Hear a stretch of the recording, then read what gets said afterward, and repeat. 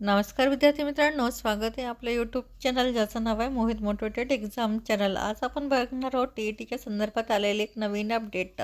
ती अपडेट कोणती आहे, चला तर मग सुरुवात करूया व्हिडिओला। पदोन्नतीसाठी टी-ई-टी बंधनकारक, शिक्षण विभागाचा मोठा निर्णय, शिक्षक संघटनांचा विरोध। राज्यात शिक्षक संवर्गातून पदोन्नतीची पदे भरण्याची प्रक्रिया आता शिक्षक पात्रता परीक्षा म्हणजे टी-ई-टी उत्तीर्ण असणे अनिवार्य करण्यात आले आहे। सर्वोच्च न्यायालयाच्या निकालाच्या पार्श्वभूमीवर शालेय शिक्षण विभागाने टी-ई-टी उत्तीर्ण न झालेल्या शिक्षकांना पदोन्नती देता येणार नसल्याचे स्पष्ट केले आहे। त्यामुळे पदोन्नती प्रक्रियेतील अनेक प्रकारांवर थेट परिणाम होण्याची शक्यता आहे।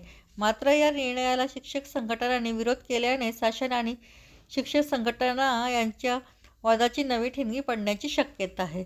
सर्वोच्च न्यायालयाच्या खंडपीठाने 1 सप्टेंबर 2025 रोजी दिलेल्या निर्णयानुसार शिक्षक संवर्गातून पदोन्नतीने पदे भरण्यासाठी टी-ई-टी ही आवश्यक अट असल्याचे नमूद करण्यात आले आहे। या निर्णयानंतर 2 वर्षाच्या कालावधीत टी-ई-टी उत्तीर्ण न झालेल्या शिक्षकांना पदोन्नतीचा लाभ देता येणार नाही, अशी भूमिका शालेय शिक्षण विभागाचे शिक्षण संचालक प्राथमिक यांना पाठवलेल्या पत्रात स्पष्ट केली आहे।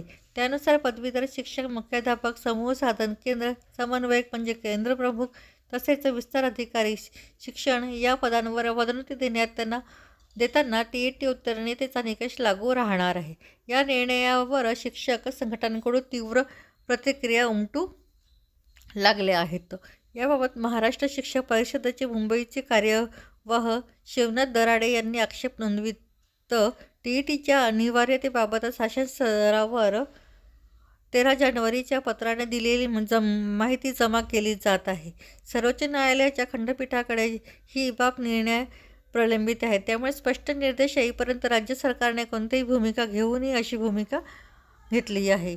टी-ई-टी उत्तीर्ण होण्यासाठी सरकारने नोव्हेंबर 2027 पर्यंत 2 वर्षाचा कालावधी निश्चित केला असून त्यानंतरच पदोन्नती करताना टी-ई-टी उत्तीर्णतेचा विचार केला व्हावा, अशी भूमिका राज्य मुख्याध्यापक महासंघाचे माजी उपाध्यक्ष महेंद्र गणगुपुले यांनी मांडली। त्याआधीच पदोन्नती करताना ज्येष्ठांना डावलून टी-ई-टी उत्तीर्ण झालेल्या शिक्षकांना प्राधान्य दिल्यास तो इतर शिक्षकांवर अन्याय ठरेल, असे त्यांनी सांगितले। तर ही होती टी-ई-टीच्या संदर्भात आलेली एक नवीन अपडेट। अशाच नवीन अपडेट बघण्यासाठी व्हिडिओला लाईक करा, कमेंट्स करा, जास्तीत जास्त हाईप करून व्हिडिओला शेअर करा आणि चॅनलवर जर नवीन असाल तर चॅनलला सबस्क्राईब करायला विसरू नका।